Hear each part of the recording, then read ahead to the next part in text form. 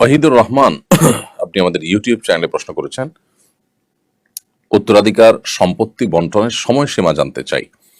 অনেকে এটাকে খুব একটা গুরুত্ব দেন না, বন্টন করবে করবে বলে গড়িমসি করে সময় পার করে দেন এবং এতিমের হক ভোগ করতে থাকেন। এই সমস্যাটা আমাদের সমাজে ব্যাপক, আশা করি বিষয়ে কথা বলবেন। ভাই ওয়াহিদুর রহমান, বাবা মা কিংবা ভাই বোন কিংবা স্ত্রী স্বামী যে কোনো ব্যক্তির মৃত্যুর পর তার ওয়ারিসদের কর্তব্য হলো দ্রুততার সাথে মৃত ব্যক্তির কোনো ওসিয়ত থাকলে সেটিকে কার্যকর করা, তার দাফন কাফনের ব্যবস্থা করা এবং তার পরপরই তার উত্তরাধিকার সম্পদ বন্টনের উদ্যোগ নেওয়া।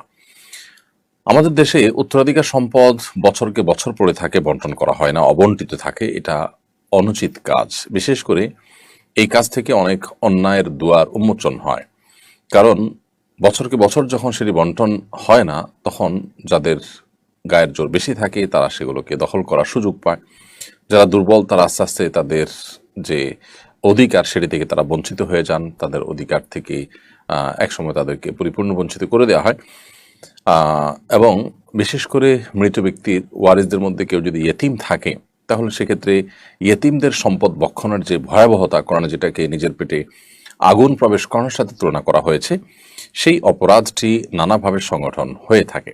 আর এই কারণে একজন বিচক্ষণ, একজন দায়িত্বশীল, একজন মুসলমান হিসেবে আমাদের কাজ হবে যে আমাদের প্রিয় কোনো ব্যক্তি যার ওয়ারিস আমরা, আমাদের রক্ত সম্পর্কীয় কোনো ব্যক্তির মৃত্যুর পর তার দাফন কাফন, তার ওসিয়তের কার্যকর করার পরপর, ঋণ থাকলে এটা পরিশোধ করার পরপরই দ্রুততার সাথে তার পরিত্যক্ত সম্পদ বন্টন করা।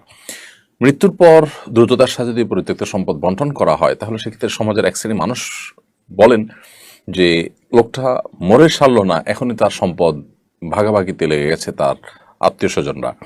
এটাকে সমাজ খারাপ চোখে দেখে। তো সমাজের এই খারাপ চোখে দেখাটাকে আমলে না নিয়ে বরং যত বিলম্ব হবে তত এখানে পরস্পরের অধিকার নষ্ট হওয়ার ব্যাপার থাকবে, সেটি মাথায় রেখে দ্রুততার সাথে এই উত্তরাধিকার সম্পদ বন্টন করাই হলো কর্তব্য। যদি কোনো ফ্যামিলিতে উত্তরাধিকার সম্পদ বন্টন একটু পরে হলেও কেউ কারোর প্রতি কোনো প্রকার হক নষ্ট হওয়ার কোনো আশঙ্কা না থাকে, অথবা এতিম কোনো শিশু না থাকে ওয়ারিসদের মধ্যে, সেরকম কোনো রিস্ক না থাকে, ভাই বোনরা নিজেরা স্বেচ্ছায় তাদের সম্পদগুলোকে যৌথ রেখেছেন এবং তাদের মধ্যে বোঝাপড়া আছে, শরিয়ার নিয়ম অনুযায়ী তারা বাবা মার রেখে যাওয়া সম্পদ বা মৃত ব্যক্তির রেখে যাওয়া সম্পদকে তারা বন্টন করবেন। এখন তার যে লভ্যাংশ বা তা সেখান থেকে প্রাপ্ত যে সম্পদ সেটা তারা বন্টন করছে। এরকম যদি হয় যে তারা তাদের মধ্যে মিউচুয়াল আন্ডারস্ট্যান্ডিং আছে এবং কোন প্রকার জুলুম কেউ কারোর প্রতি করছে না, শরিয়ার নিয়ম অনুযায়ী করছে, তাহলে সেটা জায়েজ আছে। কিন্তু দীর্ঘদিন পর্যন্ত ফেলে রাখার এই কালচারটা মোটেও ভালো কালচার নয় এবং দ্রুততার সাথে বন্টন করা উচিত। যদিও শরিয়ত এক্ষেত্রে নির্দিষ্ট কোনো সময় বেঁধে দেয়নি যে এতদিনের মধ্যেই বন্টন করতে হবে, তবে যত দ্রুত সম্ভব এগুলো বন্টন করে ফেলাটাই হলো বিধেয় এবং উত্তম। মাহমুদুল হাসান লিখেছেন, রাসেল ভাইপার সাপ নিয়ে ব্যাপক আলোচনা হচ্ছে। বিষধর এই সাপ সম্পর্কে কেউ কেউ বলছেন এগুলো মেরে ফেলা উচিত, কেউ কেউ বলছেন সাপ হত্যা করা উচিত না, কারণ সাপের বিষ দিয়ে ওষুধ তৈরি হয়। প্রশ্ন হলো সাপ হত্যার বিধান কি? দেখুন, যে কোনো জীবজন্তু মানুষের উপদ্রবের কারণ যদি হয়, তাহলে সেক্ষেত্রে সেটিকে হত্যা করা শরীয়ী দৃষ্টিকোণ থেকে জায়েজ আছে, না জায়েজ কোনো কাজ নয়। তবে উপদ্রবের কারণ না হলে অযথাই কোনো প্রাণীকে দেখেই হত্যা করতে উদ্যত হওয়া বা হত্যা করতে চাওয়ার ভিতরে কোনো কল্যাণ নিহিত নেই। আমাদের সমাজে অনেকে আছেন, বেশ অনেকগুলো প্রাণী দেখলে অযথাই সে প্রাণীকে হত্যা করা বা উত্ত্যক্ত করা, এটা করে মজা নেওয়ার চেষ্টা এক ধরনের মানুষ করে থাকেন, যেটা একেবারে গর্হিত কাজ। প্রত্যেকটা প্রাণীকেই দয়া এবং মায়া দেখানো ইসলামের শিক্ষা। তবে হ্যাঁ, কোনো প্রাণী বিষধর, কোনো প্রাণীর উপদ্রব থেকে আমরা বাঁচতে চাচ্ছি, আমাদের ফসল হানি করছে, আমাদের ডিস্টার্ব করছে, নানাভাবে কষ্টের কারণ হচ্ছে, তাহলে সেক্ষেত্রে সেগুলোকে হত্যা করা সম্পূর্ণ জায়েজ আছে। তারই অংশ হিসাবে বিষধর কোনো সাপ যদি হত্যা করার প্রয়োজন হয়, যেটি আমাকে কামড় দিতে পারবে বা অন্য কাউকে কামড় দিতে পারে বা ক্ষতিগ্রস্ত হওয়ার আশঙ্কা আছে, সেই জায়গা থেকে হত্যা করতে চাইলে সেটি জায়েজ আছে। তবে সাপের অনেক সাপ আছে যে সাপগুলো মূলত জিন সাপের আকৃতি ধরে থাকে, শয়তান সাপের আকৃতি ধারণ কথাও বিভিন্ন হাদিসে বর্ণিত আছে। এক্ষেত্রে যদি সে জিন হয়ে থাকে সে যেন চলে যায়, এই মর্মে 3 বার বলে তারপর যদি তার অনিষ্ট থেকে বাঁচার জন্য হত্যা করার প্রয়োজন হয়, হত্যা করার জায়েজ আছে, সে মর্মে হাদিসে বর্ণনা রয়েছে।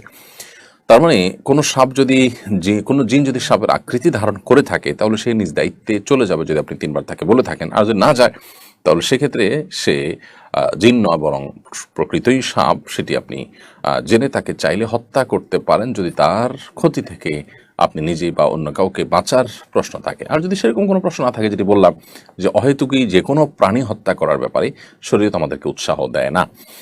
আর সাপের বিষ দিয়ে ওষুধ তৈরির কথা যেটি বলছেন, যে বন্য সাপ দিয়ে সাধারণত ওষুধ বানানো হয় বলে আমার জানা নেই। ওষুধ বানানোর জন্য আলাদা খামারে সাপ পোষা হয়, পালিত হয়, সেখান থেকে সেগুলো থেকে ওষুধ তৈরি করা হয়। অতএব এই বন্যা, রাস্তাঘাটে, খালে বিলে চলা সাপ ধরে ধরে তার ওষুধ তৈরি করা হয় না।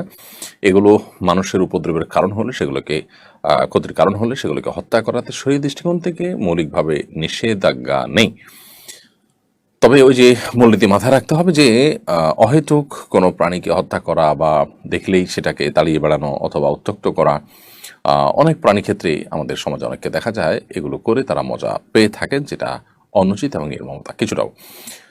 মোহাম্মদ আবু তালেব আপনি লিখেছেন, হাজী সাহেবগণ মোয়াল্লিম বা এজেন্সির জমজমের পানি সরবরাহ করছেন।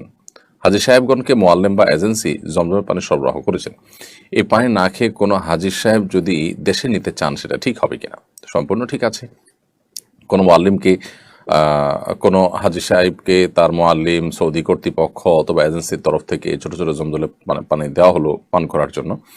দেওয়ার পর এটার মালিক তিনি তার পানি এটা না খেয়ে যদি রেখে দেন, দেশে নিয়ে আসতে চান, তিনি অন্য পানি খান, সেটা একান্ত তার ব্যাপার, সেটা জায়েজ আছে। বিমানে পরিবহন করার ক্ষেত্রে এটা যদি সেফটির সাথে, নিরাপত্তার সাথে আনা হয়, যে অন্যের লাগেজ বা নিজের লাগেজ সেখান থেকে ক্ষতিগ্রস্ত হওয়ার সম্ভাবনা থাকবে না, সেরকম দায়িত্বশীলতার সাথে যদি কেউ আনতে চান সেটা আনতে পারেন, তার ব্যাপার। যদিও সাধারণত বিমান কর্তৃপক্ষ থেকে নির্দেশ না থাকে এগুলো না আনার জন্য, কারণ এতে পানি বোতল ফেটে অন্যদের বা নিজের মালামাল ক্ষতিগ্রস্ত হতে পারে সেই জায়গা থেকে। তো সেরকম আশঙ্কা থাকলে সেটা করা উচিত হবে না, কারণ আমি এমন কোনো কাজ করা জায়েজ হবে না যে কাজ দ্বারা আমি নিজে কিংবা অন্য কেউ ক্ষতিগ্রস্ত হতে পারি না। নবী সাল্লাল্লাহু আলাইহি ওয়াসাল্লাম বলেছেন, লা দারারা ওয়ালা দিরারা, নিজে কিংবা অন্য কারো ক্ষতি করার কোনো সুযোগ ইসলামে নেই। অতএব সেটি যদি আশঙ্কা থাকে তাহলে জায়েজ নয়। তবে নিজ দায়িত্বে যদি সেটাকে তিনি খুব ভালোভাবে যথাযথভাবে সংরক্ষণ করে আনেন, যে এটি অন্য কারোর বা নিজের কোনো জিনিসপত্র নষ্ট হওয়ার কারণ হবে না, তাহলে সেক্ষেত্রে সেটি নাজায়েজ হওয়ার কোনো কারণ নেই। বিশেষ করে মোয়াল্লিম বা এজেন্সি কিংবা সৌদি গভর্নমেন্ট যে পানি দিয়ে থাকেন হাজিদেরকে রুমে রুমে, হোটেল অনেক সময় ছোটো ছোটো বোতল সরবরাহ করেন, সব ক্ষেত্রে দেয় যে সবাই তাও না, যদি এরকম দিয়ে থাকেন তাহলে সেক্ষেত্রে সেটা আপনি নিয়ে আসাটা একান্ত আপনার ব্যক্তিগত বিষয়, নাজায়েজ নয়। তামান্না চাঁদনি আপনি লিখেছেন, আমার পরিবারের কাউকে না জানিয়ে বিয়ে করেছে, এজন্য আব্বু তাকে ঘর থেকে বের করে দিয়েছেন। এই পরিস্থিতিতে আব্বুর আসলে কি করা উচিত ছিল? আপনি প্রশ্নটা সম্ভবত কিছুটা কোনো শব্দ বা কোনো কিছু অংশ বাদ পড়েছে। আমার পরিবারের কাউকে না জানিয়ে বিয়ে করেছেন, কে? আপনার বোন কিংবা ভাই, কেউ আপনার পরিবারের কাউকে না জানিয়ে বিয়ে করেছেন, এই জন্য আপনার বাবা তাকে ঘর থেকে বের করে দিয়েছেন। ব্যাপারটা যদি এরকম হয় তাহলে আমি বলবো যে বাবার কি করা উচিত ছিল এটি নির্ভর করে যে আসলে ঘটনা কি ঘটেছে তার উপরে। যদি সন্তানদের কেউ বাবা মাকে না জানিয়ে বিয়ে করেছে এবং বিয়ে করা তাদের জন্য জরুরি ছিল না, এবং আজকাল যে বিবাহ বহির্ভূত অবৈধ সম্পর্ক হয়ে থাকে, হারাম রিলেশন হয়ে থাকে, সে হারাম হারাম রিলেশনটাই চূড়ান্ত রূপ নিয়ে বিয়ে পর্যন্ত ঠেকেছে, অথচ এটি অপাত্রে হয়েছে এবং যথাযথ জায়গায় হয়নি, এবং আপনার এমন কাজ করে বসেছে সন্তান যেটি আসলে কোনোভাবেই তার ফ্যামিলির সাথে যায় না, অথবা দিনদারিতার ক্ষেত্রে ঘাটতি আছে, অর্থাৎ যৌক্তিক কোনো গ্রাউন্ড যদি থাকে এক্ষেত্রে, তাহলে বাবা মার আপত্তি করার স্কোপ আছে। কুফু বা সামঞ্জস্য বিয়ের ক্ষেত্রে রক্ষা করাটা সুন্নাহ। যদি কুফু বা সামঞ্জস্য এটি রক্ষা না করা হয় তাহলে সেক্ষেত্রে অভিভাবকদের সেখানে আপত্তি তোলার শরীয়ী দৃষ্টিকোণ থেকে সুযোগ এবং অধিকার রয়েছে। সেই জায়গা থেকে বাবা কিন্তু আপত্তি তুলতে পারেন সন্তানের বিয়ের ক্ষেত্রে, এরকম বিয়ের ক্ষেত্রে। আর যদি সেরকমটি না থাকে তাহলে সেক্ষেত্রে বাবার আপত্তি তোলা উচিত নয়। কারণ হলো সন্তান বিয়ে করেছে, যদি অভিভাবকের মাধ্যমে বিয়ে করাই হলো উচিত। আল্লাহ সুবহানাহু ওয়া তাআলা কোরআনে কারিমে অভিভাবকদেরকে নির্দেশ করেছেন, ওয়ানকিহুল আয়ামাকুম ওয়াস-সালিহিনা মিন ইবাদিকুম ওয়া ইমামিকুম, তোমরা তোমাদের অধীনস্থদের বিয়ে দাও। এটা অভিভাবকদেরকে আল্লাহ নির্দেশ করেছেন। অতএব এটি অভিভাবকদের কর্তব্য। হ্যাঁ, কোনো অভিভাবক দেরি করেছেন, সময় পার করেছেন, দিচ্ছেন না, গড়িমসি করছেন, তার দিনের বুঝ নেই, তাহলে সেক্ষেত্রে সন্তান নিজ উদ্যোগে বিয়ে করার জন্য তিনি সচেষ্ট হতেই পারেন। বিশেষ করে ছেলে সন্তান হতে নিজের উদ্যোগে করতেই পারেন সবার মতে, আর মেয়ে সন্তান হলে হানাই মাঝাব অনুযায়ী প্রাপ্তবয়স্ক হলে নিজে করতে পারেন। তবে সর্বাবস্থা অভিভাবকদের মাধ্যমে এটি করাটা হলো উত্তম এবং উচিত, এবং শরিয়া সেই নির্দেশনাটাই করে।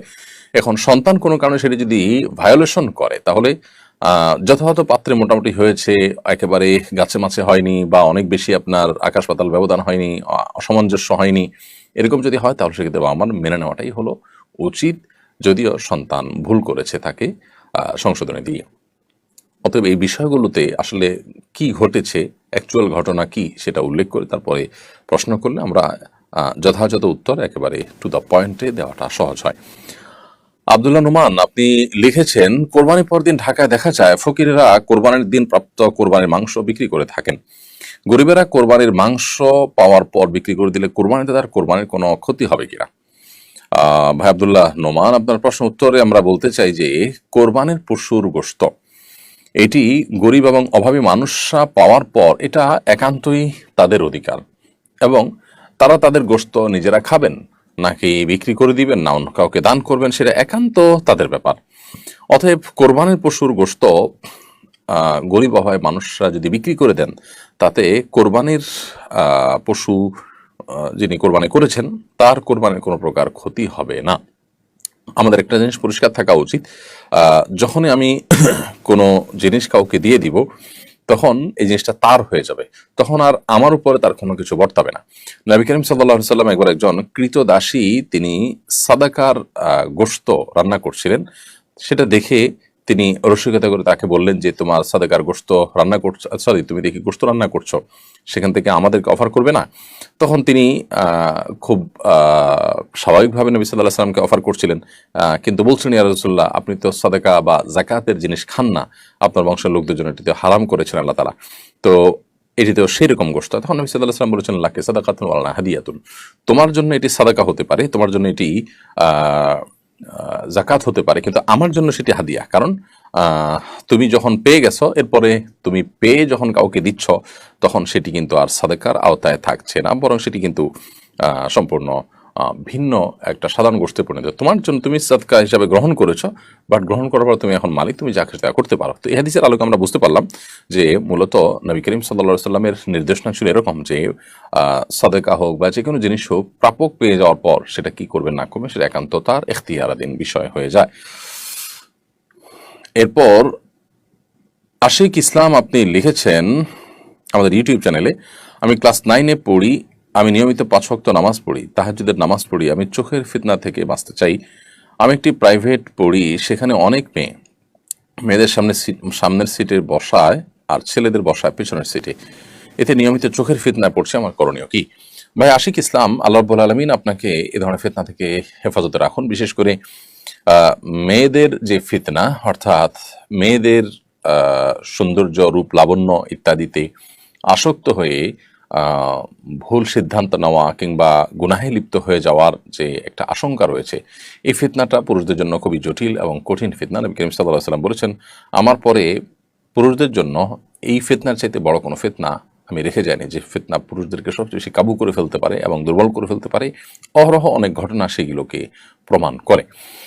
তো এরকম পরিস্থিতিতে আপনার পড়াশোনা করতে গেলে, বিশেষ করে সহশিক্ষা যেখানে আছে, সেখানে আমরা জানি যে আপনার প্রাইভেট হোক, আপনার স্কুল নিয়মিত স্কুল কলেজের পড়া হোক, ক্লাসরুম হোক, সেখানে ছেলে মেয়েদের সামনাসামনি বসানো হয়। এর ফলশ্রুতিতে যে ফিতনায় পতিত হওয়ার আশঙ্কা থাকে, চোখের গুনাহ এর যে আশঙ্কা থাকে, সেই পরিস্থিতি থেকে বাঁচার জন্য প্রথমত এই ধরনের প্রতিষ্ঠান অ্যাভয়েড করা দরকার, বিকল্প প্রতিষ্ঠান দেখা দরকার যেখানে আসলে চোখের জেনা থেকে বাঁচা যাবে। সেরকম প্রতিষ্ঠান পাওয়া কঠিন এবং দিন দিন সেটি আমাদের জন্য সংকীর্ণ হয়ে আসছে, আমরা জানি। যদি সম্ভব হয় তাহলে সেক্ষেত্রে সেটি করতে হবে, আর যদি সম্ভব না হয় তাহলে সেক্ষেত্রে নিজেকে সর্বোচ্চ চেষ্টা করে বাঁচানোর চেষ্টা অব্যাহত রাখতে হবে, অর্থাৎ নিজের নজরকে হেফাজত করতে হবে যাতে করে কোনোভাবে পরনারীর দিকে দৃষ্টিপাত না হয়। এবং যদি নিয়মিত চোখের জেনা হতে থাকে, নিজে গুনাহগার হতে থাকেন, তাহলে এই শিক্ষা অর্জন করা কোনো মুসলমানের জন্য জায়েজ নয়, যে শিক্ষা তাকে প্রতিদিন গুনাহে লিপ্ত করায় এবং তাকে এই ফিতনা পতিত করায়। এজন্য এ ধরনের পরিস্থিতিতে আমাদেরকে কখনো কখনো হার্ড ডিসিশন নিতে হতে পারে, কারণ দিন শেষে আমার তাকওয়া, আমার ঈমান, আমার দিনদারিতা, আমার আল্লাহ বিরুদ্ধে, আমার গুনাহ থেকে মুক্ত থাকার বিষয়গুলো, এগুলো আমার অ্যাসেট এবং সম্পদ হিসাবে থাকবে। একমাত্র সেগুলো যদি নষ্ট হয়ে যায়, তাহলে ঈমানদারের কাছে এই পড়াশোনা বা এই কাজকর্ম, এগুলোর, এই ক্যারিয়ারের কোনো মূল্য থাকতে পারে না। যে আখিরাতের প্রতি বিশ্বাস করে না, অনন্ত অসীমকালের জীবনের জান্নাত কিংবা জাহান্নামে বিশ্বাস যার নাই, তার কথা ভিন্ন। যেটা বিশ্বাস করে সে নিজেকে অনন্ত অসীমকালের ক্ষতির মুখোমুখি করে খুব সীমিত সময়ের, সীমিত কিছু বছরের সুখ শান্তি, তাও সেটা সম্ভাবনা আছে, নাও হতে পারে, এরকম একটা বিষয়ের বিনিময় সে নিজের অনন্তকালের দুঃখকে কখনো নিজের করে নিতে পারে না। সেজন্য এ ধরনের পরিস্থিতিতে আমাদের সর্বোচ্চ তাকওয়ার পরিচয় দিতে হবে। আল্লাহ তাআলা আমাদেরকে তৌফিক দান করুন। জিয়াদ লিখেছেন, হজ থেকে ফেরার পর 40 দিন নাকি দোয়া কবুল হয়, এটা কি সত্য? হজ থেকে ফেরার পর হাজী সাহেবদের 40 দিন পর্যন্ত দোয়া কবুল হয় মর্মে একটি কথা আমাদের সমাজে প্রচলিত আছে। এই বিষয়ে আমরা এর আগে বারবার বিভিন্ন জায়গায় প্রশ্ন উত্তর দিয়েছি। মূলত এরকম কোনো কথা কোরআন অথবা হাদিসের কোথাও পাওয়া যায় না যে হাজী সাহেবগণ হজ থেকে ফিরে আসার পর 40 দিন পর্যন্ত তাদের দোয়া কবুল হতে থাকে। তবে হ্যাঁ, এটা ঠিক যে হাজী সাহেবগণ যখন হজ থেকে ফিরে আসেন, তখন তাদেরকে ইস্তেকবাল করা, তাদেরকে অভ্যর্থনা জানানো, তাদেরকে ওয়েলকাম করা, তাদেরকে এগিয়ে আনা এবং তাদের কাছে দোয়ার জন্য যাওয়া, এগুলো সালাফের আমল থেকে প্রমাণিত, স্বয়ং নবী করিম সাল্লাল্লাহু আলাইহি সাল্লাম থেকেও প্রমাণিত। নবী করিম সাল্লাল্লাহু আলাইহি সাল্লাম যখন হজ করে ফিরে এসেছেন, সাহাবীদের কেউ কেউ তাকে অভ্যর্থনা জানিয়েছেন, তার সাথে সাক্ষাৎ করেছেন, এগুলোকে নবী সাল্লাল্লাহু আলাইহি সাল্লাম ডিনাই করেননি। এখান থেকে বোঝা যায় যে হজ থেকে ফিরে আসা মানুষ, তিনি যদি সঠিক পদ্ধতিতে মাবরুর হজ করে থাকেন, তাহলে আল্লাহ তাআলা তাকে নিষ্পাপত্য দান করেছেন। তিনি অনেক ইবাদতের তৌফিক পেয়েছেন, কষ্টসাধ্য ইবাদত করেছেন, ইসলামের একটা গুরুত্বপূর্ণ রোকন সম্পাদন করে এসেছেন। তো এই জায়গা থেকে তাকে অভ্যর্থনা জানানো বা তাকে অগ্রসর করে নিয়ে আসা বা তার কাছ থেকে দোয়া চাওয়া, এই জিনিসগুলো মৌলিকভাবে কোরআন এবং হাদিসের আলোকে নিষিদ্ধ কোনো বিষয় না, এবং সালাফের আমল দ্বারা এটি অনুমোদিত একটি জায়েজ বিষয় প্রমাণিত হয়। তবে 40 দিন পর্যন্ত এরকম দিন ফিক্স করে এতদিন পর্যন্ত তার দোয়া কবুল হয়, এরকম কোনো কথা কোরআন হাদিসে কিন্তু বলা নেই। জাহিদুল ইসলাম আপনি লিখেছেন, তরুণদের মধ্যে ক্যারিয়ার নিয়ে হতাশা দিন দিন বেড়েই চলেছে। হতাশার বাই প্রোডাক্ট আত্মহত্যা, কিভাবে হতাশা বা খারাপ দুশ্চিন্তা থেকে মুক্ত থাকবো? হতাশা থেকে মুক্তির কোনো আমল আছে কিনা? ভাই জাহিদুল ইসলাম, হতাশা বেড়ে চলেছে, অথচ আমাদের সুখের উপকরণগুলোও দিন দিন আমাদের হাতের নাগালে আসছে এবং বৃদ্ধি পাচ্ছে। অর্থাৎ একদিকে আমরা দেখতে পাচ্ছি যে অবকাঠামোগত এবং অন্যান্য দিক থেকে উন্নতি, অগ্রগতি হচ্ছে, আবার অপরদিকে মানুষের মধ্যে হতাশা এবং ডিপ্রেশনের পরিমাণও বাড়ছে। এর কারণ কি? এর অন্যতম প্রধান কারণ হলো মানুষের ভিতরে আখিরাতমুখিতা কমে যাওয়া। একজন মানুষ যখন আখিরাতমুখী থাকেন, একজন মানুষ যখন আখিরাতে বিশ্বাসী থাকেন, তখন হতাশা তাকে কোনো অবস্থাতে গ্রাস করতে পারে না। কারণ আল্লাহ সুবহানাহু ওয়া তাআলা বলেছেন, ওয়ালা ইয়াইআস মির রাউহিল্লাহি ইল্লাল কওমুল কাফিরুন, কোন পরিস্থিতিতে আল্লাহর রহমতের আশা ছেড়ে দেওয়া, ডিপ্রেসড হয়ে যাওয়া, এটা কাফির ছাড়া কারোর সাথে মানায় না, কারোর সাথে যায় না এটা। অর্থাৎ ইমানদারদের সাথে এটা শোভনীয় নয়। কারণ ইমানদার তিনি তো সর্বাবস্থা আল্লাহর প্রতি ভরসা রাখবেন। তার যে দুনিয়া সব শেষ হয়ে যায়, কিছু আসে জানা যে তার আখিরাতটা ঠিক থাকে। অতএব এটি দৃষ্টিভঙ্গির ব্যাপার। যার কাছে আখিরাতের কোনো মূল্য নেই, যার কাছে দুনিয়াই সবকিছু, তার দুনিয়ার কোনো কিছু যখন হাতছাড়া হয়ে যাবে, দুনিয়ার সবকিছুতে ব্যাটেবল হবে না, তখন সে ডিপ্রেসড হয়ে যাবে। আপনি দেখুন, পশ্চিমা পৃথিবীতে, পশ্চিমা দুনিয়াতে বা পৃথিবীর উন্নত দেশগুলোতে তাদের উন্নতি অগ্রগতির যে প্যারামিটারগুলো আছে, সবগুলো প্যারামিটারে তারা এগিয়ে আছে। এরপরও তাদের মধ্যে সর্বস্তরের মানুষ, বিশেষ করে কিশোরদের মধ্যে পর্যন্ত ডিপ্রেশন এবং হতাশার পরিমাণ দিন দিন ভয়াবহ আকারে বেড়ে চলছে। আত্মহননের পথে পা বাড়ানোর সংখ্যা প্রতিনিয়ত তরতর করে বাড়ছে এবং ভয়াবহ আকার এবং রূপ ধারণ করছে। অনেক দেশে সরকার বাধ্য হয়ে আত্মহত্যার বৈধতা দিয়ে দিচ্ছে, যে কেউ চাইলে আত্মহত্যা করতে পারেন যথাযথ নিয়মে। তো এই যে ব্যাপারগুলো, এগুলো থেকে প্রমাণিত হয় যে আসলে জাগতিক যত উন্নতি হোক না কেন, এগুলো মানুষকে আসলে প্রকৃত অর্থে যে প্রশান্তি, মানসিক সুখ, সেটি আসলে দান করে না। আর মানসিক সুখ যদি না থাকে, তাহলে সুখের সমস্ত উপকরণ থেকেও আসলে 2 পয়সার কোনো মূল্য নেই। গোটা পৃথিবীর শান্তির পথে, মানসিক প্রশান্তির পথে আসার মূল মন্ত্রই হলো আল্লাহর প্রতি ঈমান, আখিরাতের প্রতি ঈমান। এবং আখিরাতের প্রতি ঈমান যত বেশি সুদৃঢ় থাকবে, আল্লাহর প্রতি ঈমান যত সুদৃঢ় থাকবে, হতাশা তত দ্রুততার সাথে মানুষ থেকে কেটে যাবে। অতএব ঈমানদারের কাছে ক্যারিয়ারের চাইতে গুরুত্বপূর্ণ তার আখিরাত। ইমানদারের কাছে দুনিয়ার যে কোনো উন্নতি অগ্রগতির চাইতে অনেক বেশি গুরুত্বপূর্ণ তার আখিরাতের উন্নতি অগ্রগতি। অতএব সেই দৃষ্টিভঙ্গি যখন আমরা লালন করব বা সেই দৃষ্টি থেকে যখন আমরা বিবেচনা করব, তখন আমাদের কাছে হতাশার খুব একটা স্থান পাওয়ার কথা নয়। তারপরও নবী করিম সাল্লাল্লাহু আলাইহি সাল্লামের শেখানো দোয়া আমরা আমল করতে পারি যদি কখনো আমাদের কোনো ক্ষেত্রে দুশ্চিন্তা ঝেঁকে বসে। আল্লাহুম্মা ইন্নী আউযু বিকা মিনাল হাম্মি ওয়াল হাযান, আল্লাহ আপনার কাছে দুশ্চিন্তা এবং পেরেশানি থেকে আমরা পানা চাই, মুক্তি চাই, এগুলো যেন আমাদেরকে গ্রাস না করে। ওয়া আউযু বিকা মিনাল আজজি ওয়াল কাসাল, আপনার কাছে আমরা অক্ষমতা এবং অলসতা থেকে পানা চাই। ওয়া আউযু বিকা মিন গালাবাতিদ দাইনি ওয়া কাহরির রিজাল, এবং আপনার কাছে আমাদের ঋণের বোঝা ভারী হয়ে যাওয়া থেকে কিংবা মানুষ আমাদের উপরে চড়াও হোক এরকম কোনো পরিস্থিতি থেকে আমরা আপনার কাছে পানা চাই, মুক্তি চাই। এরকম তো আমরা পাঠ করতে পারি। আল্লাহুম্মা ইন্নী আউযু বিকা মিনাল হাম্মি ওয়াল হাযান ওয়া আউযু বিকা মিনাল আজজি ওয়াল কাসাল ওয়া আউযু বিকা মিন গালাবাতিদ দাইনি ওয়া কাহরির রিজাল। মনসুর হক আপনি লিখেছেন, শরীয়তপুরের জাজিরা উপজেলার পালেরচর ইউনিয়নের দড়িকান্দি উচ্চ বিদ্যালয় মাঠে আলাদা দুটি প্যান্ডেল করে ঈদের নামাজ আদায় করতে দেখা গেছে মুসল্লিদের।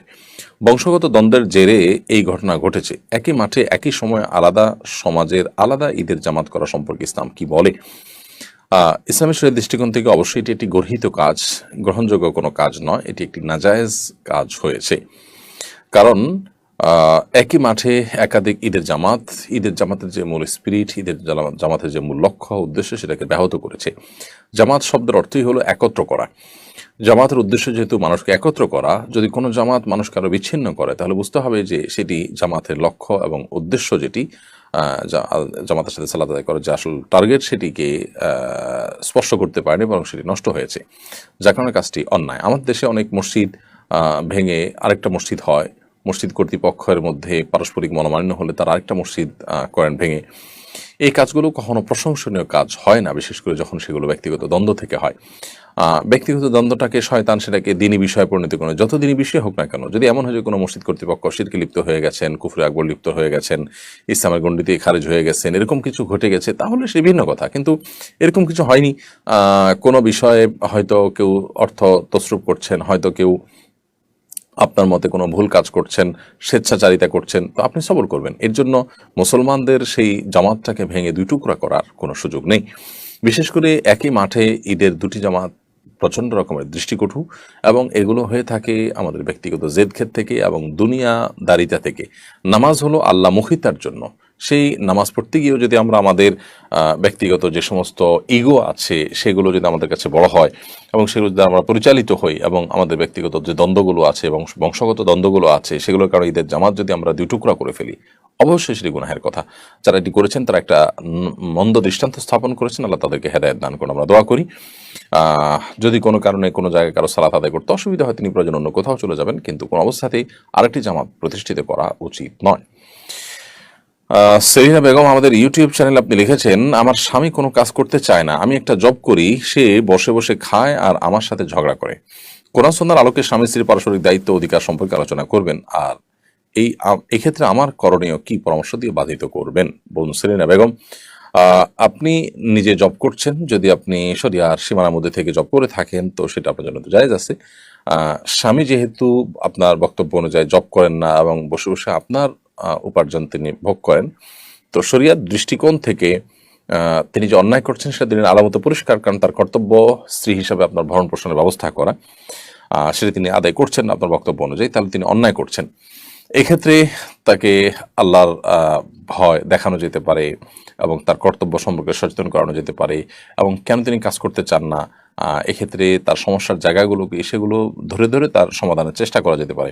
অনেকে আছেন যে রুকিয়া রিলেটেড সমস্যার মধ্যে পড়ে থাকেন, তারা ঘরে বসে থাকেন, বাইরে যেতে চান না, তাহলে সেক্ষেত্রে রুকিয়ার শরণাপন্ন আপনি হতে পারেন, রাখিদের শরণাপন্ন হতে পারেন। এক কথায় তার এই ঘরে বসে থাকা, কাজ করতে না চাওয়ার কারণ কি সেটা ট্রিটমেন্ট আপনি করার জন্য উদ্যোগী হতে পারেন। আর তিনি আপনার কোনো ভরণ পোষণ দেন না, এরকম পরিস্থিতিতে তার সাথে থাকা না থাকার ব্যাপারে আপনি ডিসিশন নিতে পারেন। যদি তিনি আপনার ভরণ পোষণ একেবারে না দিয়ে থাকেন এবং দেন না এবং দিবেন বলে কোনো সম্ভাবনাও নাই, এরকম যদি হয় তাহলে সেক্ষেত্রে আপনি চাইলে বিচ্ছেদের উদ্যোগ নিতে পারেন, কিন্তু সেটি যে আপনার জন্য সর্বাবস্থায় অপরিহার্য কিংবা শরিয়া নির্দেশিত তা নয়। আপনি যদি সবর করে টিকে থাকতে চান, সেটার সুযোগ যেমন আছে, কখনো কখনো সেটা আপনার জন্য উত্তম হতে পারে। এটা নির্ভর করবে যে আপনার পুরো পরিস্থিতিটা কি তার উপরে। এই জন্য এই বিষয়ে কোনো ভালো আলেমের সাথে সাক্ষাৎ করে পুরো বিষয়টাকে বলে আপনি যদি পরামর্শ নেন সেটা অধিকতর কল্যাণকর হবে ইনশাআল্লাহ তাআলা। ফারুক হাসান আপনি লিখেছেন, হজের সময় অনেক মহিলাকে দেখা যায় পর্দার বিষয়ে তারা ততটা যত্নবান নন, হজের সময় কি পর্দার বিষয়ে কোনো শিথিলতা আছে? ভাই ফারুক হাসান, হজের সময় পর্দার বিষয়ে আসলে কোনো শিথিলতা নেই।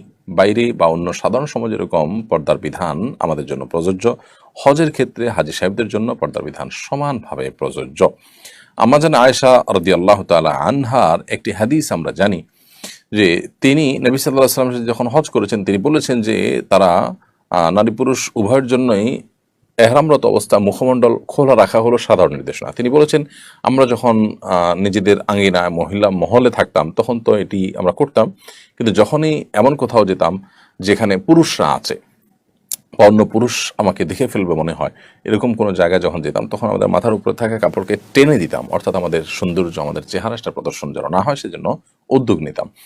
তো একইভাবে এ হাদিসের আলোকে বোঝা গেল যে আমাদের মা বোনদের হজের ক্ষেত্রেও পর্দার বিষয়ে দায়িত্বশীল থাকা উচিত। অনেক মা বোন বাইরে পর্দা করলে হজ বা ওমরা করতে গেলে তাদের দেখা যায় যে তারা পর্দা করার ব্যাপারে যত্নশীল নন। এটি খুবই গর্হিত একটি কাজ। আবার পুরুষ হাজী সাহেবরা অনেকে এই সুবাদে বা এই সুযোগে তারা চোখের জেনা করেন, আল্লাহ তাআলা মাফ করুন আমাদের সবাইকে। বিশেষ করে ভিনদেশি হাজী সাহেবরা যারা আছেন, অনেকে আছেন তারা আসলে পর্দার বিষয়ে তেমন বোঝেনই না। তারা হজ করতে এসেছেন, বিভিন্ন দেশ থেকে এসেছেন, সব জায়গায় মানুষের ধর্মীয় চিন্তা ভাবনা, ধর্মীয় তাদের যে বিধিবিধানগুলো মানার ক্ষেত্রে গুরুত্ব, এটার পরিমাণ সবার মধ্যে সমান নাই। তো কারোর মধ্যে সে ত্রুটি থাকার কারণে তারা হয়তো সেভাবে চলে আসছেন।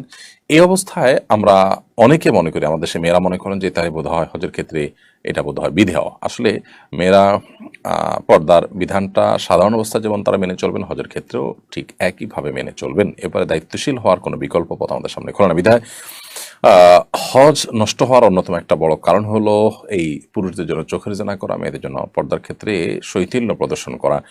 আরাফাতের মতো জায়গায় অনেক সময় নারী পুরুষরা ঢলাঢলি করে একসাথে থাকছেন, একই তাঁবুতে থাকছেন এবং সেই তাঁবুর মাঝখানে কোনো পার্টিশন দিচ্ছেন না, পর্দার কোনো ব্যবস্থা করছেন না। খুবই দৃষ্টিকটু এবং হজ নষ্ট হওয়ার মতো একটি বিষয়। ঠিক একইভাবে ওয়াশরুমে, অজুখানায় দেখা যায় যে আপনার মিশ্রণ পর্যন্ত হয়ে যাচ্ছে। অনেক পুরুষরা আছে মহিলাদের টয়লেটের আশপাশে যাচ্ছে, সেখানে কথা বলছে, ঘোরাঘুরি করছে। এগুলোও খুব গর্হিত এবং অন্যায় কাজ। হজের সময় পর্দার বিধানে কোনো শিথিলতা নেই, বরং অন্য সময়ের মতো এই বিধানটি এখানে পরিপালন করার গুরুত্ব রয়েছে, বরং আরও বেশি রয়েছে। কারণ হারাম এরিয়াতে কোনো নারী যদি তার সৌন্দর্যকে প্রদর্শন করে এবং সেটা যদি অন্য পুরুষদের ফিতনায় পতিত হওয়ার কারণ হয়, তাহলে তিনি অনেকগুলো মানুষের অপরাধের কারণ হলেন। সে দায় তাকে অবশ্যই নিতে হবে। এই জন্য হজের ক্ষেত্রে আমাদের মা বোনদের এবং পুরুষদের সবারই পর্দার বিষয়ে আরও বেশি যত্নশীল এবং দায়িত্বশীল হতে হবে।